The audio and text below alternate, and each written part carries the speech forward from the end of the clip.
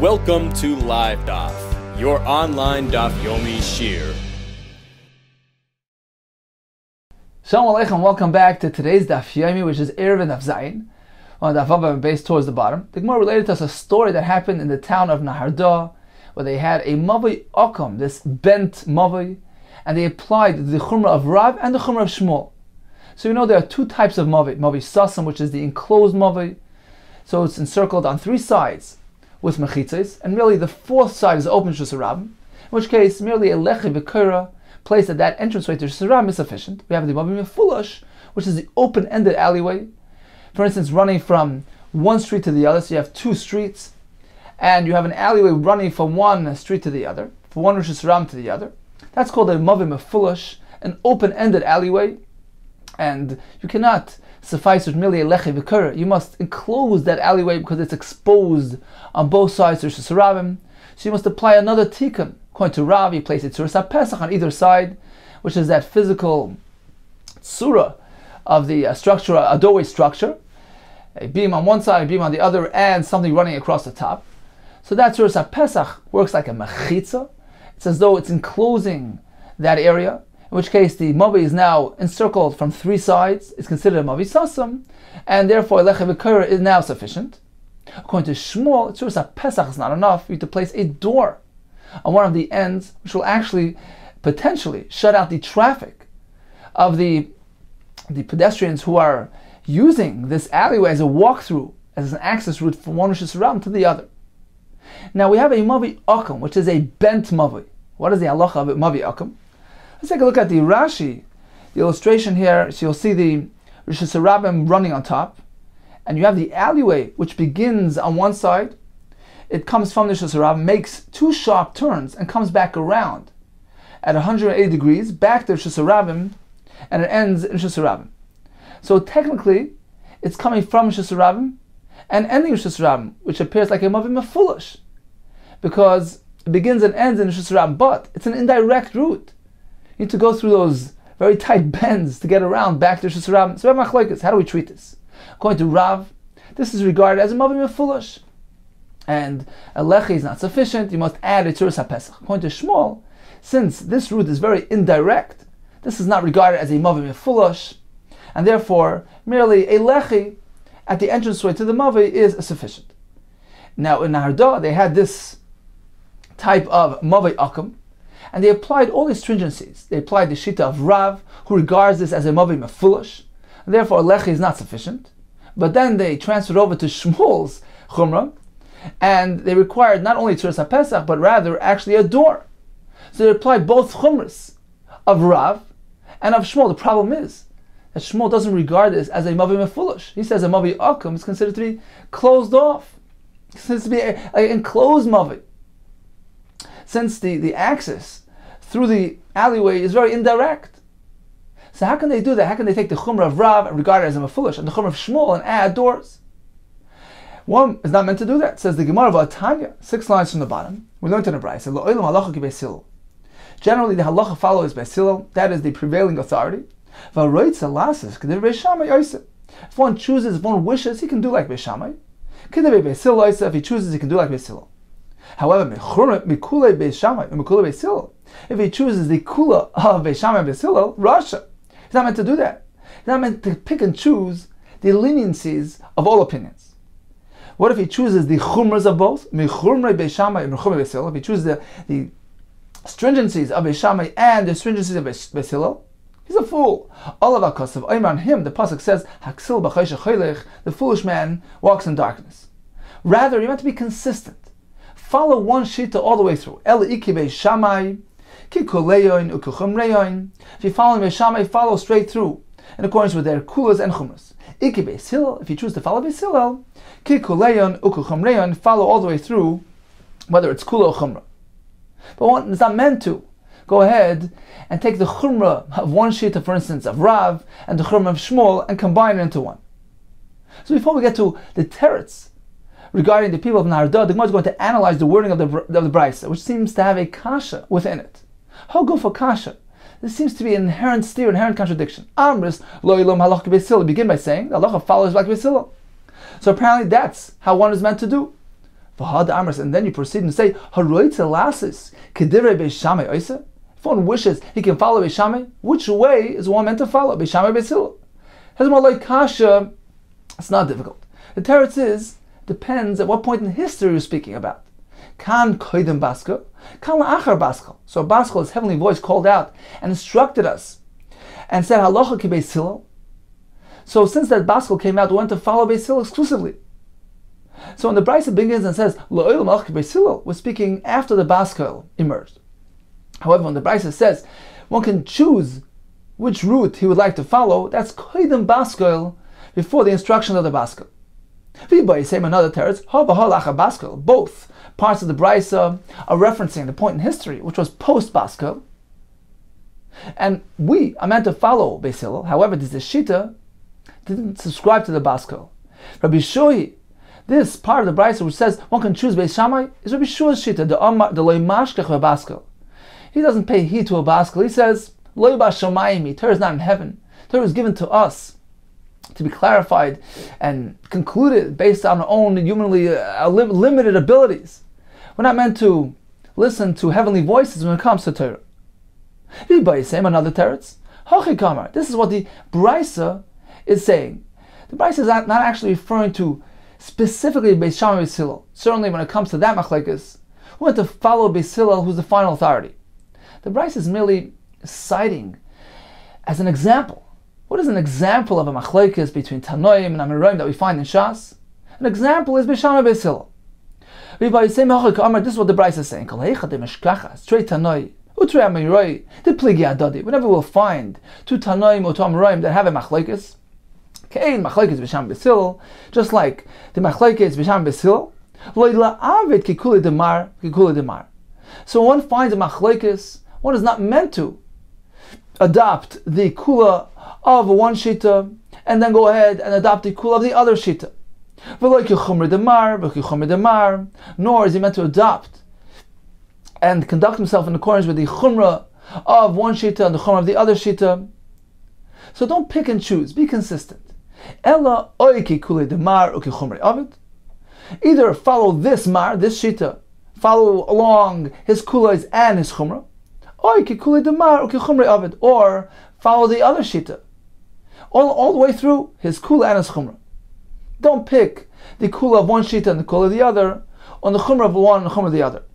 So again, we have three terutzim on the kasha, on the apparent stira in the wording of the Brisa. So number one depends if it was before or after the baskal. After the baskal, certainly we follow Beis Hillel. The second teretz was Rabbi Shua doesn't hold of the baskal, and his view is reflected in those words of the Brisa that we can choose Beis Shammai as well. And finally, the Gemara says Beis Shammai still is merely used as an example for your standard, typical machlekes. But in reality, when it comes to that specific machlekes meant to follow Beis Hillel, it's merely being used as an example of machlekes, a general machlekes, where the Brisa will tell us we're meant to follow one shita consistently. Okay, now getting back to the story of Nahar, how? If so, how did they choose both chumras? They took a look at their Mavi and they said, well, we'll regard it as a Mavi Mefulish in accordance with Shita's Rav. And therefore, a Lechem Ikura is not sufficient. We need an additional tikkun to this Mavi. But then they go ahead and then they adopt Shmuel's approach and they add the door. Whereas Rav merely requires a Tzuras HaPesach. Mikol Makam Kasha. Says the Gemara, Amar Abnach Bar Yitzchak. Actually, there's no machlekes. There's no contradiction. Kulei Rav Avdua. They were following Rav completely. The Amar of Hunam Rav. Halacha ve'imorin kain. The halacha that a Tzuras HaPesach suffices for a Mavi Mefulish. Indeed, that is the halacha. That's accepted halacha. But ve'imorin kain, we don't go ahead and teach it. We don't publicize it to the general public. Perhaps there's a concern. It might lead to confusion and laxity in the observance of the Mavi, of the Erev. So the point is, we want to be machmer for the general public. And therefore, they certainly followed Rav entirely. Number one, they classified it as a Mavi Mefulish, and then they affixed the doors in accordance with Rav, who holds that for the general public, that's how we're meant to teach. Rav Ada bar Ava Amar Rav.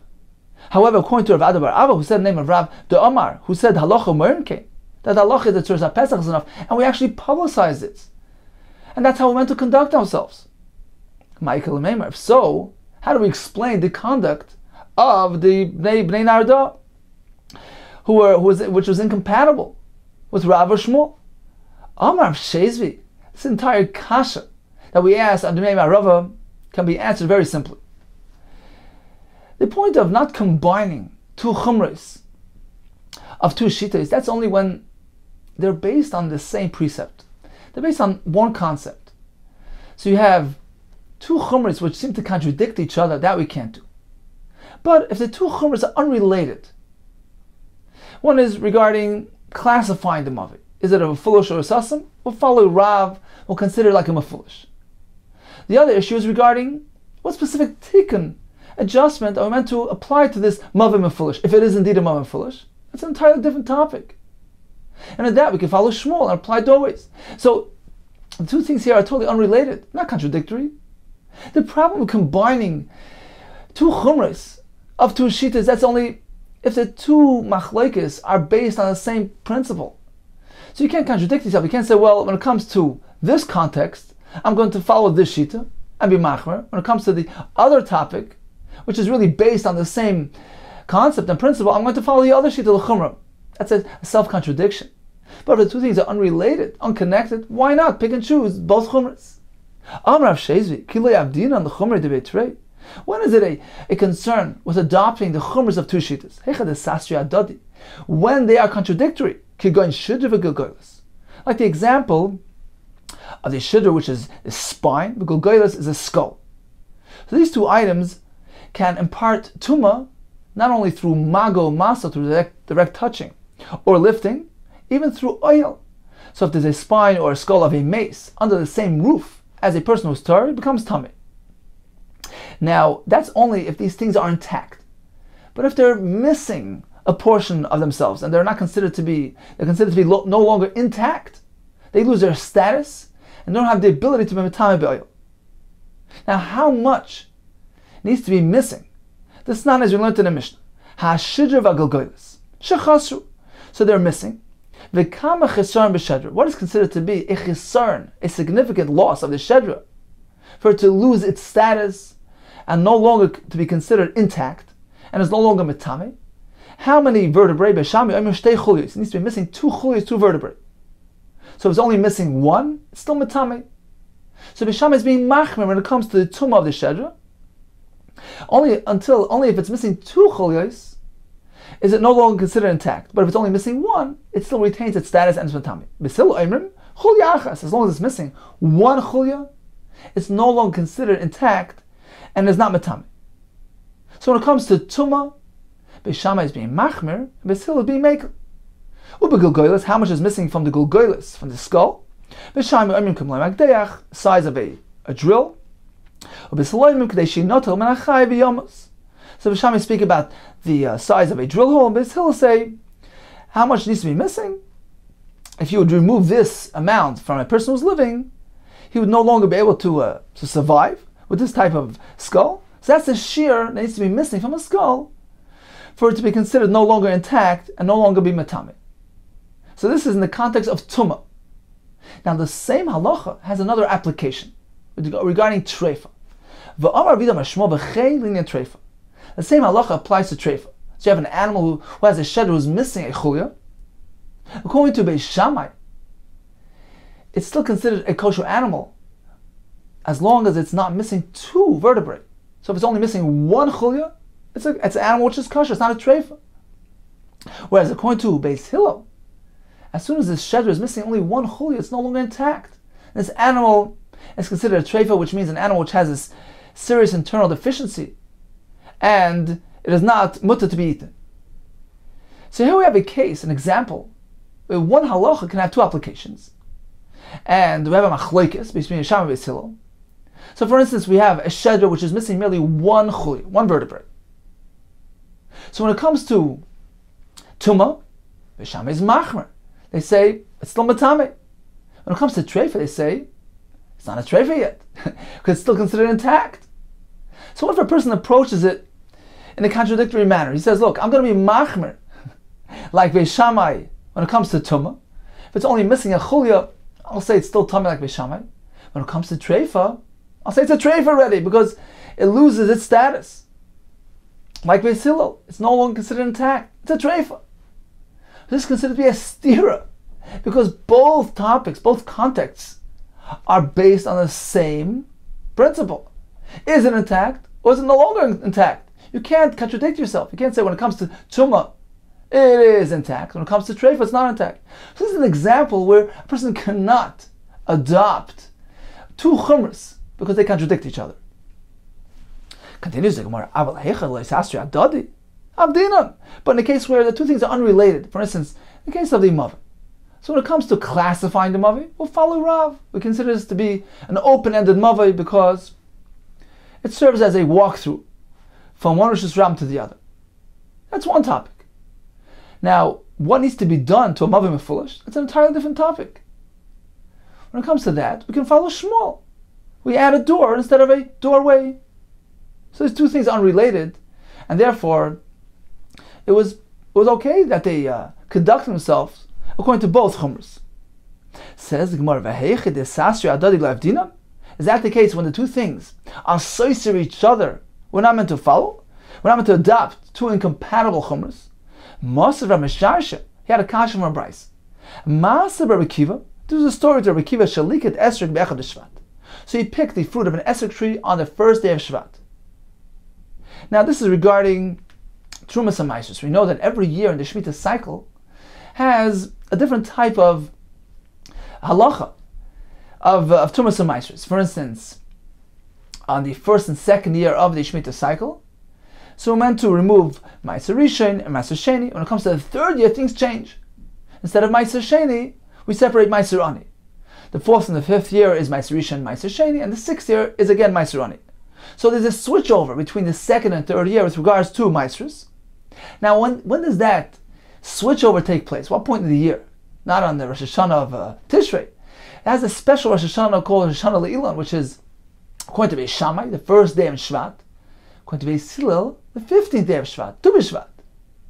So what happened was Rabbi Kiva picked the esrog tree on the first day of Shvat.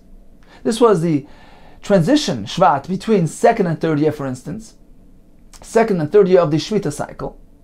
And the Gemara says, the Brisa says, V'nog by Beisi Surin. And he applied two halachos of Meiser, meaning he separated the Meiser as though it would be the second year, and also as though it has already been the third year. Echad Kedivir Beis Shammai, because this was on Rosh Chodesh Shvat, where according to Beis Shammai it's already the third year of the Shemitah cycle. So when it comes to, so he followed Beis Shammai, Echad Kedivir Beis Shammai, and he treated it like the third year of the Shemitah cycle, V'echad Kedivir Beis Hillel. He also separated the Meiser in accordance with Beis Hillel as though it's merely the second year of the Shemitah cycle, because it's still before Rosh Hashanah, which is merely on the 15th day of Shvat. How could he do that? Either it's the second year or the third year. This approach seems to be incompatible with it. It's a steerum in obey. How can he do both chumras which are incompatible? Says the Gemara, Rabbi Kiva didn't have any intention of following Beis Shammai Shita. He certainly was following Beis Hillel Shita, who hold that, according to our version, hold that the Rosh Hashanah is on the 15th day of Shvat. Rabbi Kiva had an uncertainty, he had a suffix as to the Shita of Beis Hillel. Rabbi Kiva Gemarius topically, he was uncertain regarding the halacha that he learned. He wasn't sure what is the exact date of the Rosh Hashanah according to Beis Hillel. V'lo yoda I Beis Hillel b'chad b'Shvat Omer, whether Beis Hillel maintained that Rosh Hashanah begins on the first day of Shvat, in which case it is now already the third year of the Shemitah cycle, or whether they hold that the Rosh Hashanah is on the 50th day of Shvat, in which case now where it's still, when it's only the first day of Shvat, it's still the second day of Shemitah. Therefore he went l'chumra. V'avad hacha l'chumra, v'hacha l'chumra. Therefore he covered all bases, both sides of the coin.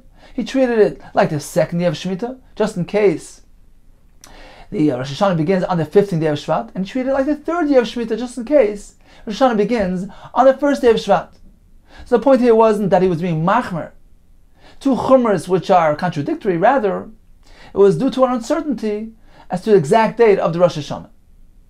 So in summary, the Gemara tells us, one is not meant to adopt chumras which are associated with each other, which are incompatible. But if the two chumras are are fully compatible, unrelated to each other, such as in the case of the Mavi Akav Narda, then there's no concern whatsoever. Continues the Gemara. Yosef Rav Yosef Kameder Rav Huna. Rav Yosef was sitting before Rav Huna. Yosef was coming and sitting and saying as follows.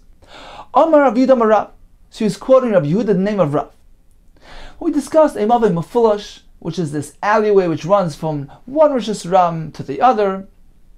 It serves as perhaps as a walkway for the pedestrians which are accessing the alleyway to get to the other Rosh Hashanah.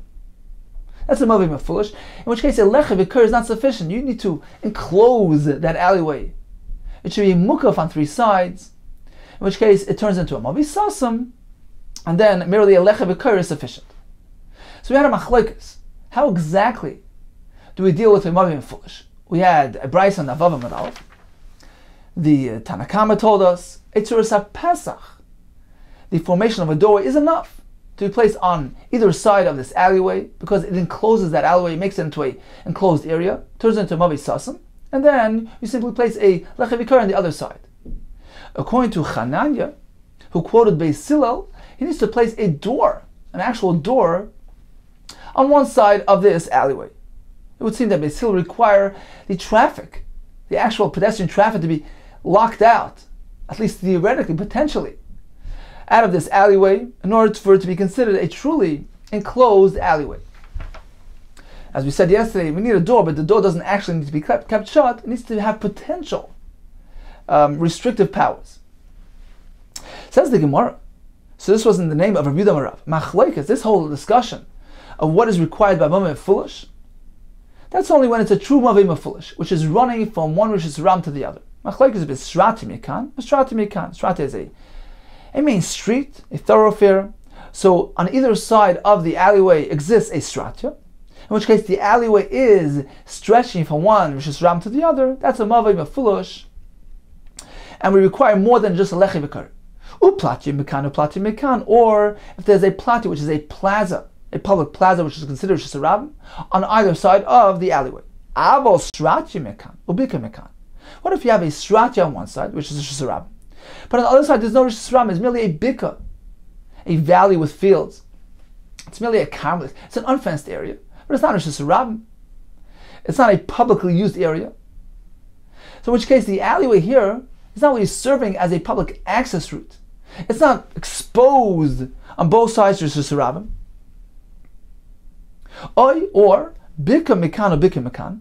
If there's a bika, a carmelit on both sides of the alleyway, in which case the alleyway is not exposed to Rosh Hashanah, it's not serving the Rosh Hashanah. So in both cases, it's not really serving as a walkthrough for the Rosh Hashanah, because even when there's a stratya on one side and a bika on the other, it's not really serving much for the pedestrian traffic, because they're not going to walk through this alleyway to get to where? To get to the fields. So it's not really serving traffic. So in both cases, we don't consider this as a Mavi Mefulish. To the extent that Beis Hillel will require a door, all agree that a Tzuras Pesach is enough. In this case, you don't need a door, because the door was meant to restrict traffic, at least potentially, to have that power to shut out the rabbim who are walking through this alleyway. But in this case, where the rabbim are not walking through, there's nowhere to go. So all you need is a Tzuras Pesach erected on either side of this alleyway, which encloses it, because Tzuras Pesach has a din of a machitza. So this makes it into a Mavi Sasam. So it's surrounded on three sides with a partition, and then you place a Lecha V'Kur on the other side. So Tzuras Pesach mikan, v'Lecha V'Kur mikan. Let's take a look at Rashi inside, 16 lines from the bottom. Machlokes the Mavois and Mefoloshin. The Machlokes regarding the open-ended Mavois between Tanakam and Chananya, as to the exact tikkun that is needed, whether it's Tzuras Pesach or a door, that only applies to an alleyway which is stretching from one Rosh Hashanah to the other. Stratya Platya says Rashi Shteim Rosh Hashanah. They're both different types of public thoroughfares. What is a Rosh Hashanah? Stratya Platya. Explains Rashi. Stratya is derech chiluk b'nei adam, like on a highway, a main street. Platya is a rochayv l'shvakim, a plaza for a market area. Ve'echa d'shnei roshim v'foloshin shesarabim. So only when the alleyways, both ends, are exposed to Rishus Rabbim, who the Palik Chananya V'Amabalik Delis. It is over there that Chananya disagrees and says, a doorway is not enough, you need to make a door. But if the alleyway is ending at a bika, this valley with fields, Carmelisi, V'Isur D'Rabbanan. So this area is not Rishus Rabbim. Therefore, no door is required. Again, the point of a door is shut out traffic. But if it's ending, at least on one side, to an untraveled area, a bika, which is not being accessed by the rabbim, so this alleyway is not really serving as an access route to anywhere, and therefore, merely a Tzuras Pesach is enough to create that enclosure. You don't need doors. Continues the Gemara, just on the wording of Rabbi Yehuda, we have some difficulty. Because Hashta Srati Mekan, Ubika Mekan, Oisle Tzuras Pesach. You've told me that this is 8 lines from the bottom. Now you just told me, Hashta Srati Mekan, Ubika Mekan. You told me when there's a door, when there's a stratia, a street on one side, and a bik on the other. So although the alleyway is actually adjoining a Rishus Rabbim, you said there's no concern. He merely places a Tzuras Pesach on one side, and adds a Lechav Vikar on the other side. So door is not necessary, although he's adjoining a Rishus Rabbim at least on one side. Bika Mikan, or Bika Mikan, do you need to teach me that if on both sides there is merely a bika, which is not a Rishus Rabbim, do you need to tell me that there as well you don't need a door? Isn't that pashut self-evident from the former halacha? So why does Rabbi Yehuda Rav need to state, need to elaborate, to articulate this halacha as well? It's already self-understood from the previous halacha. Says this is what he's saying. Srati mekan, a bika mekan, if you have an alleyway, which ends at a door at a street on one side, and a bika on the other side, so since there's no traffic really going through this alleyway, it's not serving the Rishus Rabbim, that is the reason why you don't need a door. Nasa bika mekan. It is as though there's a bika on either side. Meaning, the point here is that the alleyway is not serving the pedestrians. So it's as though it would be surrounded on all sides with fields. Despite the fact that here it's actually touching Rishus Rabbim, there's no concern because the point of a door is to prevent traffic. Maybe there's no traffic coming through it. So that's the point that he's making. When you have a street on one side, it is as though there's a bika there, as though it's a field. As far as the Mavi is concerned, he's unaffected by that Rishus Rabbim running alongside, provided the other side is open to an untraveled area. So that was the first halacha that Rabbi Yosef related in the name of Rabbi Yehuda Amar Rav. U'masayim ba mishmei Rabbi Yehuda. Rabbi Yosef added another halacha named Rabbi Yehuda as follows: Im haya mavi kalul rechava, ein yitzarech klum. So the mavi, which was leading into a rechava, doesn't need anything, meaning we consider it to be a mavi sasim. What is the story here? Let's take a look at the diagram in the left corner here in Rashi, the bottom left corner. So we have the Rishus Rabbim running on the left side. We have an alleyway which begins at the left side and extends towards the right into a rechava, which is an enclosed area. Rashi describes this as being like a backyard. And it seems that in those days it wasn't really something which was very much used. It was considered to be a non-residential area. So this is an enclosed area. Now this rechava had a breach. Its wall was broken open. You see on the right side, it was broken open to Rishus Rabbim, which is running alongside it. So Rav Yehuda tells us that if the mavi is kol al rechava, it's ending at this rechava, which is an enclosed area, ein tzarech klum. This mavi is regarded like a mavi sasim.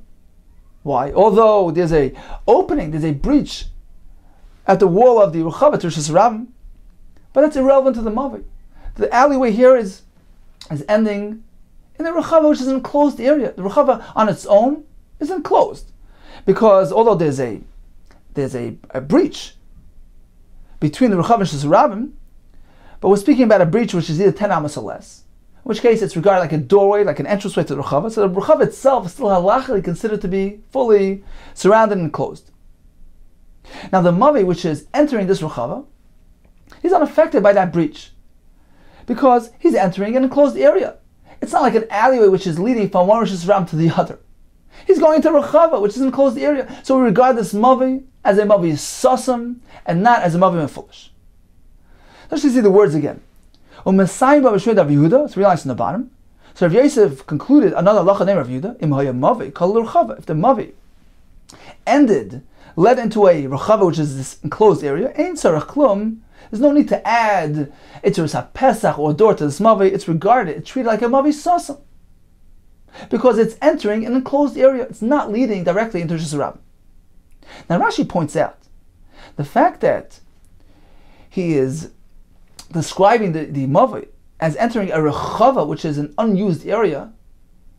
Apparently, this implies that if it would have been, let's say, a chutzner, a courtyard, which is generally used, a front yard, which is used as an access area to the home, it's considered to be a makam dira, makam of diurim, then there will be another concern due to the fact that we're missing Eruv Chatzeris. So Eruv Chatzeris is joining together all the members, residents of this jointly used courtyard, joining them, merging them into one residence, so to speak, by collecting bread and making them into one residence, into one dira, one usage. Otherwise, you can't carry this publicly used area. This is a din d'Rabbanan. We're concerned that if one carries, for instance, from his home, which is his private area, to the courtyard, which is a publicly used area, this might lead to confusion and may lead one to carry from Rosh Hashanah to Rosh Hashanah. Therefore, they required them to make an Erev Chatzeres, as we're going to learn by Hashem in the Masechet. So an Erev Chatzeres needs to be established between the people of the Mavi and the people of the Chatzer. If it would have been a Chatzer, which is an area which is used, which is frequented by the people of the bottom. So this would not allow, if there would be no Erev Chatzeres, one could not carry in this Mavi. So the only reason why there's no concern here, explains Rashi, because it's a Rechava. It's not an area which is well used. It's not a Malkam Dira. It's not considered to be a residential area. And therefore no Erev is required between that area and the Mavi, and one can carry throughout the Mavi even without an Erev. So in conclusion, Rashi says, it's pretty clear, it appears, that Rav Yehuda holds that this Mavi is not a Mavi Mefulish. Again, the point is because he's entering a Rechava, he's not accessing a Rishus Rabbim. Only on one side he enters Rishus Rabbim, but on the other side he's entering a Rechava, which is an enclosed area. So there's no structural concern here, there's no Mavi Mefulish. But, theoretically, Erev can pose a concern. So if there are the Urim here, if there are residents here, if it's a Chatzer rather than a Rechava, then if there would be no Erev, this would pose a concern, would not allow carrying them up. Continues the Gemara. Amalei Abaye Rav Yosef. Abaye told Rav Yosef as follows: Had Rav Yehuda the Shmoli. Apparently, this halacha of the Mavi, which is Kol Ruchava, that you're quoting from Rav Yehuda, apparently it is being said in the name of Shmuel. Meaning Rav Yehuda, we know, had two teachers, Rav and Shmuel. Apparently, this halacha was learned from Shmuel, who holds that this Mavi is not considered Mefulash. He holds that there would be theoretically a concern of Erev that needs to be made here. It's Shmuel's Shita, because it's incompatible with Rav. The Rav. Because if this halacha would be attributed to Rav, it would be very difficult. Kasha the Rav betarti. There would be a contradiction, a stira, between this Rav and another halacha in the name of Rav, on two accounts.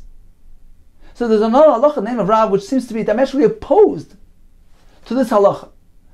In the other Rav, we seem to learn that a Mavi, which has this configuration, is considered a Mavi Mefulish. So he has a structural concern here. It's a Mavi Mefulish. In addition, Rav doesn't seem to be concerned about the requirement of Erev in such a situation. In contrast with this halacha, which appears to be Shmuel's halacha, who tells us this Mavi is not Mefulish, number one. Number two, he says, there is a requirement to make an Erev if there are residents in this area. So it would be a kasha from one Rav to the other, if indeed the first halacha would be in Rav's name. So apparently it's actually Shmuel, therefore there's no stira. Which halacha of Rav are we referring to? The Amar of Yirmiyah ba'Abba Marav. Mavi shenifers b'maloy lechatzer. If we have an alleyway which begins at a Rishus Rabbim and carries on till it gets to a chatzer, this courtyard which is heavily used, it's a makam dira, a residential area, and the Mavi is completely exposed, open to that chatzer. So there's no door or anything which is blocking that entranceway. It's completely porous to the chatzer. Even if it's a chatzer connected, and the chatzer, the courtyard here, also was breached. The wall, which is opposite the Mavi, so the Mavi is entering the chatzer, and the opposite wall was breached to Rishus Rabbim. So this is very similar to the first story, except that here we're speaking about a chatzer instead of a rechava. Rav tells us, Chatzar muteras, umavi asr. One can carry in the chatzar, but he cannot carry in the mavi. Says, well, why? What's wrong with carrying this mavi? V'amai liyahavi kim mavi shekal l'ruchava. Why is this different than the halacha of the mavi, which ends at that ruchava, which was discussed earlier? In which case, we consider this mavi as a mavi sasam. There's no need to add anything to it. Why does Rav say that this mavi is considered a mavi mefulish, and one cannot use it unless he adds it? It's a Pesach, for instance. Why? Why does Rav regard this as a mavi mefulish? Due to the fact that it's leading into a chatzah which was breached in Shus Ravim, as opposed to in the first halacha of the mavi, which is ending at the rechava, we don't regard that mavi as a mavi mefulish. So we have a contradiction between the first halacha and the second halacha. In the second halacha, Rav regards this as a mefulish. In the first halacha, we don't.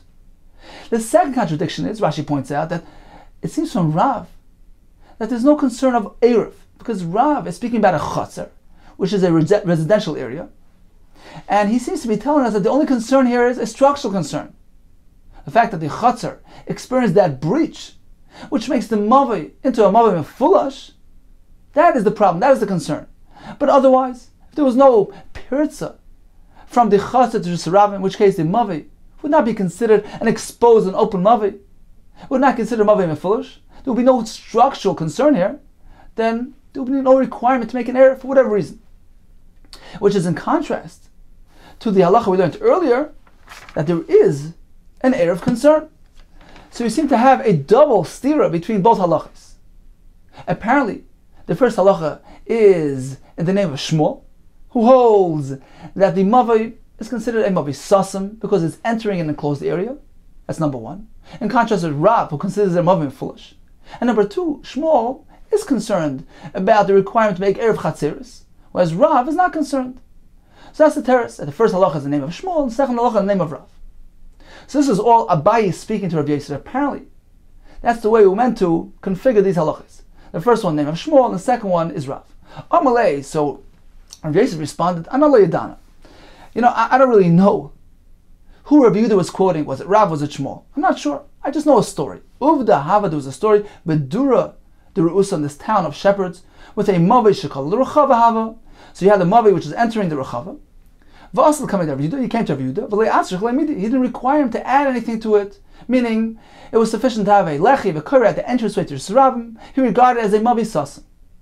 That's the story I know. I'm not sure where Rav Yehuda learned it from, whether it was Shmuel or Rav. Now, if it's difficult to attribute it to Rav, because it will pose a kasha, a stira, maybe Shmuel, okay, let it be attributed to Shmuel. But the kasha media, nothing will be difficult. Continues the Gemara, actually, there was no kasha. Why? Hasha now, the Amalei Rav Sheshes, Rav Shmuel Baba. Rav Sheshes explained to Shmuel Baba, Amalei, some say it was the Rav Yosef Baba. So Rav Sheshes explained as follows. I'm going to explain to you what I myself heard from Rav, who explained to me this halacha. It's a misconception. Rav was not concerned with mavi mefulish. This alleyway which ends in the chatzar or in the rechava is considered a mavi sasam because it's not stretching from one Rosh Hashanah to the other. Despite the fact that there's a pirza in the wall of that chatzar to Rosh Hashanah, it doesn't affect, it's irrelevant to the status of the mavi who is merely ending at a rechava which is an enclosed area. So Rav was never concerned with mavi mefulish. Rather, the only concern was erev. As I'll explain to you, kan she'irvu, kan shelo yirvu. It simply depends on whether there was an erev which was established between the members of the chatzar and the members of the mavi, which allows carrying the mavi. Kan shelo yirvu. In a case where there was no erev conducted between them, then one cannot carry the mavi. So that's the pshat in Rav. When Rav tells us that the mavi, which was nifratz l'chatzar, this allows carrying the mavi, was not on account of the fact that he regarded it as a mavi mefulish. Certainly not. It was simply due to an erev concern, and since it was fully exposed to a chatzar, which is a residential area, without an erev, you can't carry the mavi. If so, based on this understanding, that it's completely based on merely the concept of erev, unrelated to a structural concern of mavi mefulish, now let's go back to our apparent contradiction. The Rav Namele Kasha, the two halachas, even if they're both attributed to Rav, the story with the chatzar, the story with the rechav, are both attributed to Rav, there will be no kasha to begin with. You know why? Kan she'irvu b'nei chatzer b'nei mavi. Here it's speaking where there was an eruv established between the residents of the chatzer with the residents of the mavi, which allows carrying the mavi. Kan she'lo yirvu. In a case where there was no eruv, then you cannot carry in the mavi. So the case of Rav number 2 was where there was no eruv between the bnei chatzer and the bnei mavi. Therefore, one cannot carry in the mavi. Whereas case number 1 did not require an eruv because it was a rechava, as Rashi explained to us earlier. Rechava is not a residential area that requires an eruv. So there was no eruv lacking. And therefore, there was no reason not to carry in the mavi. So in summary, the point here is nothing to do with mavi mefulish. Rav certainly holds that this alleyway, which extends into an enclosed area, and only has one of its sides open to Shusarabim, that's considered to be a mavi sasim. Despite the fact that that enclosed area has its own problems, its own periods to Shusarabim. That doesn't affect the status of the mavi.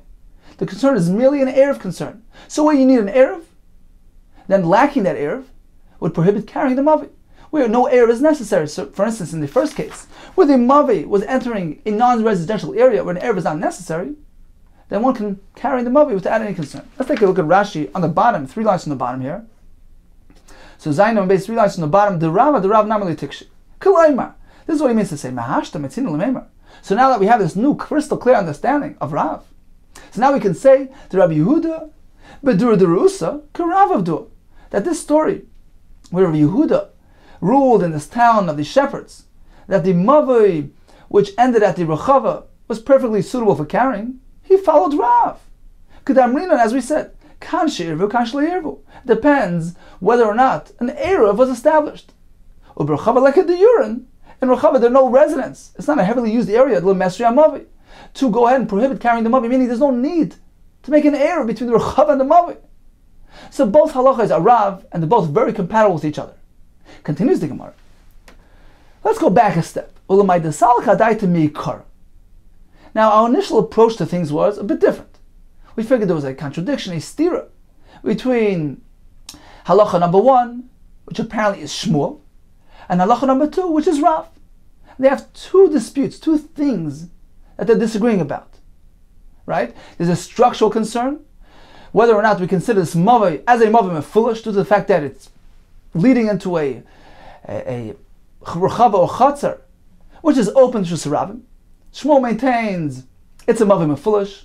Shmuel maintains it's not a mavi mefulish. Rav says it is a mavi mefulish. And conversely, we have another machlekes, a residential machlekes.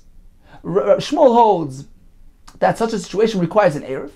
Rav says no eruv requirement. They're 2 separate, unrelated machlekes. I think one's going to try to analyze for us what can be the understanding, the havana, the svara of those disagreements. What is it based on? It says the way we initially approach things, that there are 2 separate machlekes taking place between Rav and Shmuel. Bein she'irvu, whether in a case where there was an eruv established, so eruv is not a concern. The only concern is a structural concern, whether or not we regard this mavi as a mavi foolish. Rav says it is, Shmuel says it's not. How do we explain that?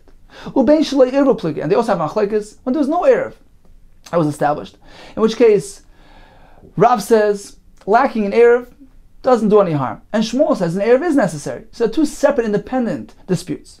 How are we going to explain what is the reason for their respective shittas? Be'eruv b'may pligi, in the place where there was an eruv, so that poses no concern, but rather it's a structural question whether or not we consider this as a mavi mefulish. Rav says yes, Shmuel says no. When there was no eruv that was established, in which case that itself is a concern according to Shmuel, and not a concern according to Rav. What is the basis of that machlekes? What are their svaras? Explains the Gemara. When there was no eruv established, and the machlekes is whether or not that harms things, whether or not that results in a issa to carry the mavi. According to Shmuel, yes. According to Rav, no. What is the basis of that machlekes? It is based on the concept of a partial separation. Let's say there's a separating factor, which is only visible on one side of the separation. It's nira b'chutz. The separation is visible on the outside of the mavi, but on the inside, it's clear, it's smooth. There's no visible separation, such as in the case where the mavi was broken open, breached to the chatzar, and as far as the mavi is concerned, he's totally open, exposed to the chatzar. But if you take a look at the chatzar's side of things, if you're standing in the chatzar and taking a look at the mavi who's entering the chatzar somewhere in the middle of his wall, of the wall of the chatzar, so you have something that appears like an entranceway. It's not completely breached and open, but the chatzar still has walls on either side of where that mavi enters the chatzar. So the point of entry here is surrounded by walls of the chatzar. So as far as the chatzar is concerned, there's some separation between these two entities. As far as the mavi is concerned, there's no separation. That's the question. Do we apply the separating factor which is visible on the chatzar's end of things? Do we apply that to the mavi as well? Can the mavi benefit from that separation? And therefore, this would eliminate the need to make an eruv. One can carry the mavi despite the absence of an eruv, because there's no need for an eruv when they're two separate entities. So that would be the point of machlekes between Rav, who says there's no eruv necessary because this separating factor, which is visible on the chatzar's end of things, is sufficient to be applied to mavi as well. According to Shmuel, it's not enough because we don't see it from within the mavi. When you stand in the mavi, it looks clear and open. There's nothing separating the mavi from the chatzar. Therefore, an eruv is required. So this will be the point of the machlekes between Rav and Shmuel. Benir b'chutz, when the separation is visible on the outside, meaning from the mavi side, v'shavim ifnim, but it's equal, the wall is smooth from within the mavi. So that will be the basis of that machlekes. Proceeds the Gemara. What about the other machlekes? The structural discussion whether this mavi is regarded as a exposed mavi, a mavi mefulish or not. Rav says yes, Shmuel says no. What will be the machlekes? The eruv kamifligi, when there was an eruv, in which case the lack of eruv posed no concern. There is an eruv. The concern is merely whether or not this is a mavi mefulish and requires something more than just a simple lecha v'ker. Rav says yes, Shmuel says no. What will be the basis of their machlekes? Says the Gemara b'Rav Yosef. It's based on the following halacha that Rav Yosef taught us. Dam Rav Yosef, lo yishanu ela shekol le'emtze ruchava. This that we say that the mavi, which is entering the, for instance, the ruchava, is not considered a mavi mefulish. That's only if it conforms to certain guidelines. It's entering the ruchava somewhere in the middle of the ruchava, meaning, as we said, when you look at it from the ruchava side of things, the point of entry is somewhere in the middle of a wall. So you have walls on either side. Aval kol the ruchava, but if this alleyway is entering the ruchava on its side, meaning that it just attaches itself to the side of the ruchava, and it appears like one continuous wall. In this case, it's asur. Certainly, the mavi would be considered in this case as a mavi foolish because it appears like one big entity. The alleyway is simply continuing to the ruchava, and since the ruchava is open to shesarabim, we regard this mavi as though it's fully exposed to shesarabim as well. This allowance, according to Rav Yosef, is only when the entry point of the mavi is somewhere in the middle, but not on its side. Because if it's in the middle, then the two things appear like two separate entities. There's the mavi, and then there's the ruchava. So although the ruchava is open to shesarabim, but the mavi isn't. And therefore, the mavi is not a mavi foolish. But if it's off to the side, in which case it looks like one continuous wall, one continuous entity, it looks like one long alleyway, that mavi is a mavi foolish. Explains Rashi, so the Gemara initially figured that this exact point was the machlekes between Shmuel, who maintained that since the mavi is entering the emsa of the ruchava, we don't regard it as a mavi foolish, as opposed to Rav, who maintained, nevertheless, since when one is standing inside the mavi, what is he seeing? He sees straight through the ruchava to shesarabim, due to the breach, the pirza, present in the wall of the ruchava, which is directly facing the mavi. So in either direction, he sees the shesarabim.